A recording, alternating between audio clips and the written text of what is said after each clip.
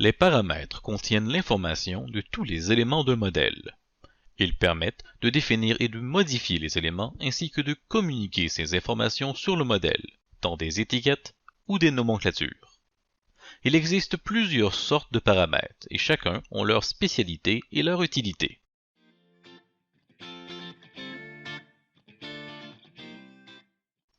Commençons par les attributs qui sont semblables à tous les paramètres, en parlant des paramètres standards qui existent dans tous les modèles Revit. Un paramètre standard est simplement une ligne d'information relative à un élément. Par exemple, en sélectionnant un mur, ces paramètres d'occurrence apparaissent dans le menu des propriétés. Si vous ne voyez pas la fenêtre des propriétés, elle est disponible à partir de l'onglet Vue, sous le groupe Fenêtre, l'outil Interface d'utilisateur, et assurez-vous que Propriété est coché. Les paramètres d'occurrence sont des attributs spécifiques à un élément. Modifier les valeurs de paramètres d'occurrence ne modifie qu'uniquement l'élément sélectionné. Même si cet élément est copié, chacun d'eux est considéré comme une occurrence individuelle avec ses propres paramètres et valeurs.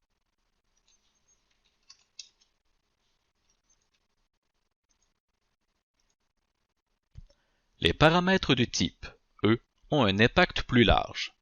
Chaque occurrence d'élément doit appartenir à un type. Le type est disponible dans le haut du menu des propriétés. Les paramètres de type sont transmis à toutes les occurrences de ce type. Pour voir les paramètres de type, sélectionnez une occurrence d'élément, puis cliquez sur le bouton « Modifier de type ». Ceci ouvrira la fenêtre des propriétés du type. Ici, j'ai plusieurs occurrences de murs qui ont le même type. Changer les valeurs de paramètres de type me permettrait de modifier toutes ces occurrences d'un seul coup. Le meilleur exemple serait la structure d'un mur. C'est un paramètre de type car toutes les occurrences doivent avoir la même composition, la même épaisseur et les mêmes matériaux.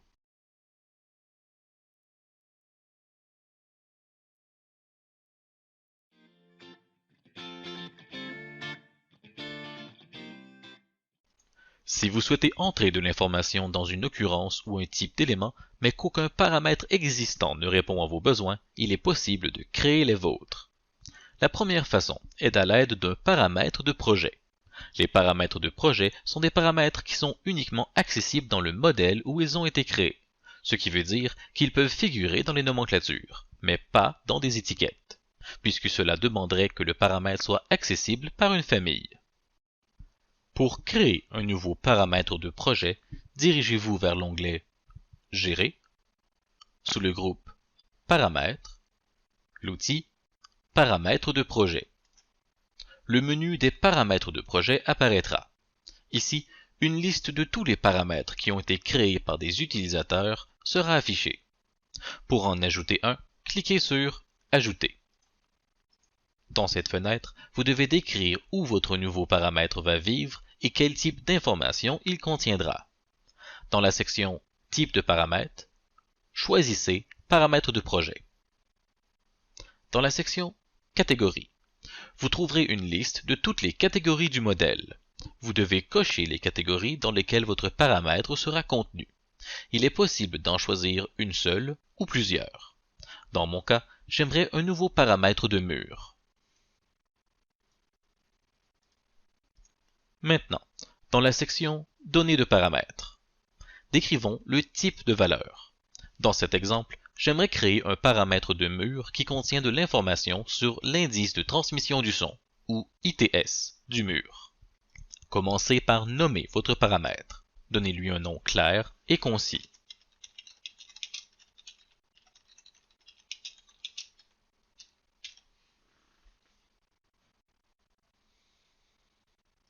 Maintenant, choisissez si cela sera un paramètre de type ou d'occurrence, selon votre besoin. Dans mon cas, comme l'indice de transmission du son a rapport à la composition du mur et non à ses individus, je choisis de faire un paramètre de type. Si votre paramètre tombe dans une discipline spéciale, sélectionnez-la ici. Sinon, laissez-la sur commune. Ensuite, choisissez le type de paramètre, c'est-à-dire le type de valeur qui y sera contenu. Les valeurs les plus communes sont le texte, qui contient n'importe quelle lettre ou chiffre, le texte, qui contient n'importe quelle lettre ou chiffre, le nombre, qui contient des nombres acceptant les virgules, les nombres entiers, qui n'acceptent pas les virgules, les longueurs, surfaces et volumes, qui contiennent des dimensions, les devises, qui contiennent de l'argent, et les oui-non, qui contient une case à cocher. Notez que le choix de valeur est important.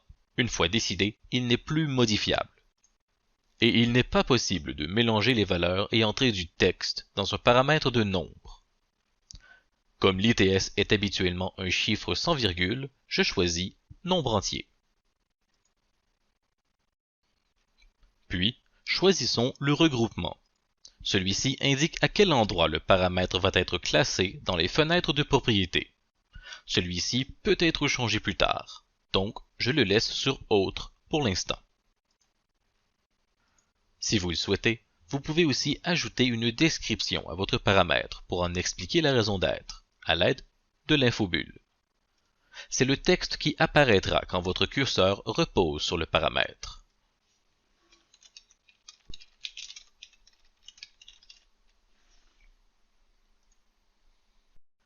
Une fois satisfait de notre nouveau paramètre de projet, cliquons sur OK. Le nouveau paramètre est maintenant dans la liste des paramètres de projet disponibles. D'ici, il est possible de le modifier en cliquant sur Modifier. Sur un paramètre existant, beaucoup moins d'options sont disponibles. Vous pouvez modifier à quelle catégorie ce paramètre est affecté, son nom, son regroupement et l'infobulle.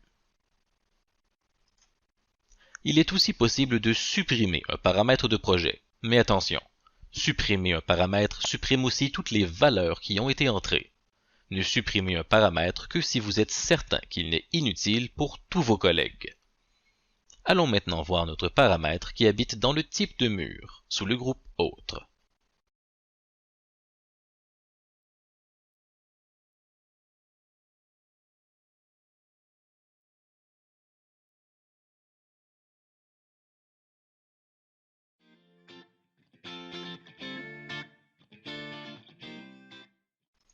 Les paramètres partagés sont semblables aux paramètres de projet, à l'exception qu'ils peuvent être accessibles par des familles et d'autres projets.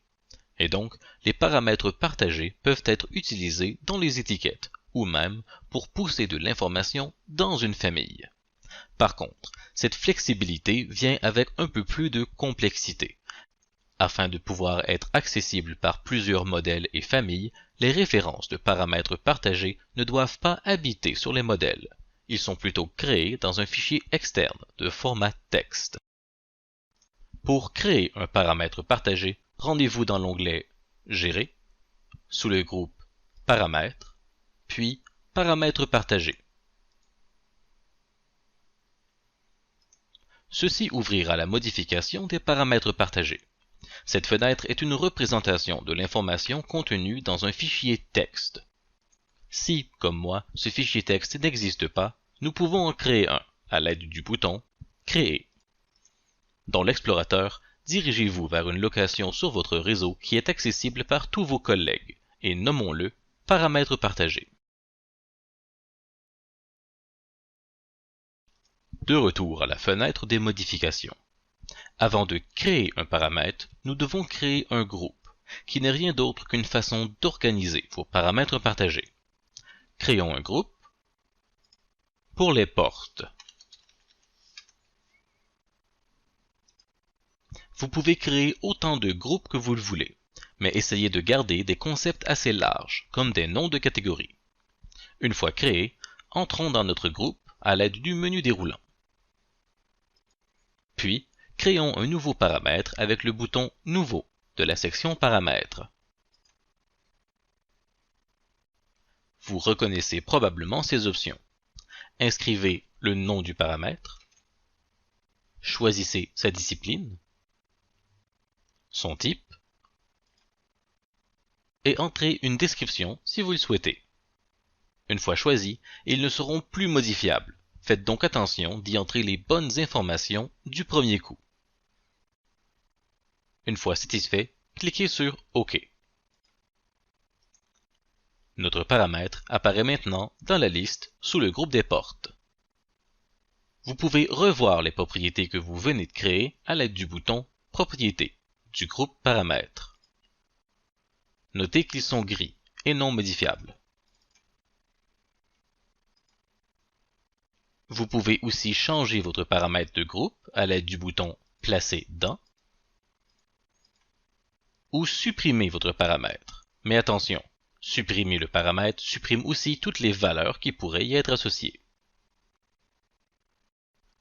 Nous avons créé le paramètre partagé et pouvons maintenant sortir du menu des modifications des paramètres partagés. Mais le travail n'est pas fini. Nous devons maintenant créer un paramètre de projet contenant une référence vers le paramètre partagé. Retournez donc à l'outil Paramètres de projet. Et ajoutons un paramètre.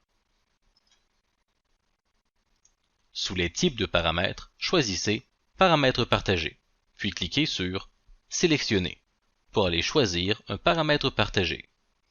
Une fois sélectionné, cliquez sur OK. Vous remarquerez que les informations que nous avons remplies lors de la création du paramètre partagé sont automatiquement remplies ici. Choisissons le reste des informations, comme les catégories associées,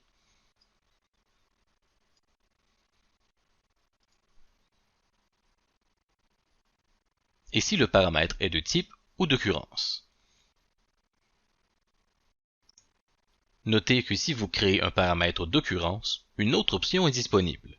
Ici, Revit vous demande ce qui se passe si une occurrence se retrouve dans un groupe qui existerait plusieurs fois.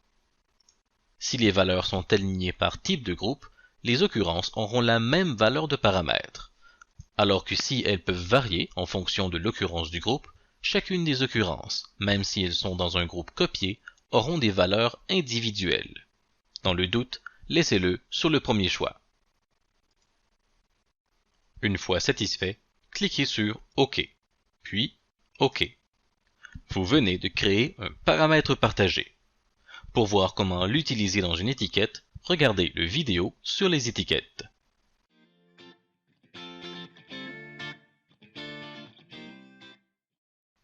Une dernière sorte de paramètres sont les paramètres globaux. Un paramètre global n'est pas attribué à une catégorie, ou même à un type ou une occurrence. C'est simplement une valeur qui peut servir à affecter la valeur de d'autres paramètres. C'est une façon de contrôler les valeurs de paramètres d'occurrence et de type, même s'ils sont de familles différentes. Par exemple, si je souhaitais contrôler la hauteur de l'appui pour toutes mes ouvertures à un seul endroit. Créons ce paramètre global. Pour ce faire, rendez-vous sur l'onglet Gérer, sous Paramètres, puis la fonction Paramètres globaux, pour ouvrir la fenêtre des paramètres globaux.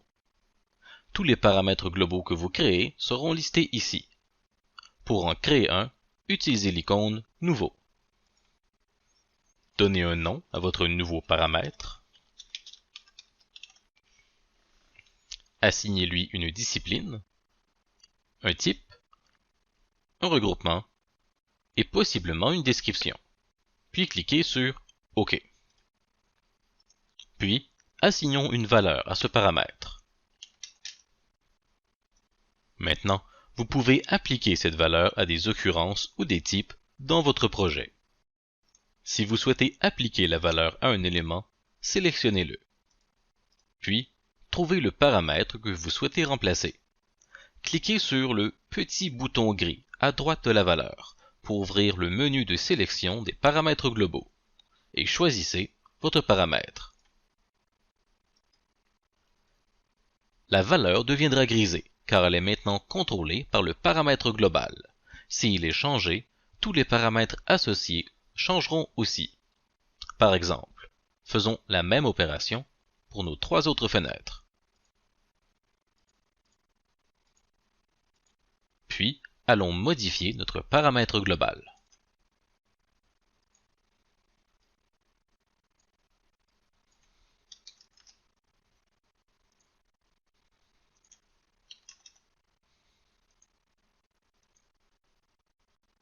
Pour retirer le contrôle global, simplement resélectionnez votre objet, puis cliquez une nouvelle fois sur le bouton gris et sélectionnez Aucun.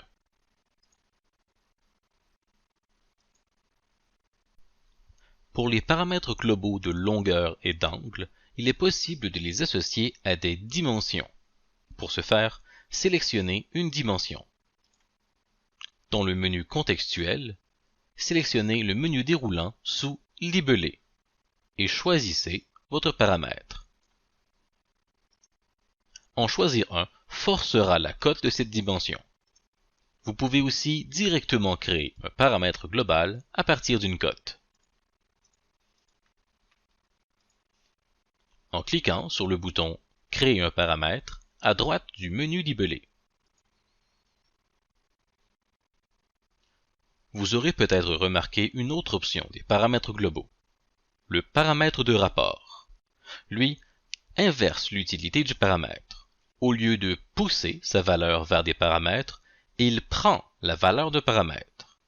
Cette valeur peut ensuite être utilisée dans des formules de paramètres globaux. Le paramètre global de rapport vous permet donc d'aller chercher de l'information géométrique dans votre modèle. Si je crée un paramètre de rapport avec la cote que je viens juste de créer, un crayon apparaît à côté. Si nous allons maintenant voir nos paramètres globaux dans Gérer, Paramètres, Paramètres globaux, notre paramètre de rapport apparaît ici. Il est grisé. Mais il est possible d'utiliser ces valeurs dans des formules pour d'autres paramètres.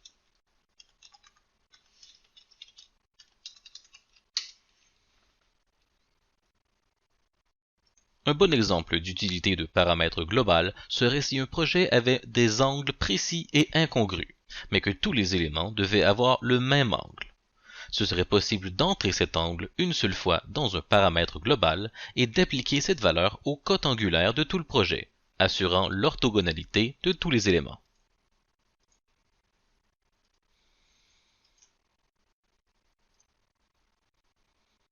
Et voilà, vous avez maintenant toutes les connaissances afin de créer, modifier et gérer tous les types de paramètres que Revit a à offrir.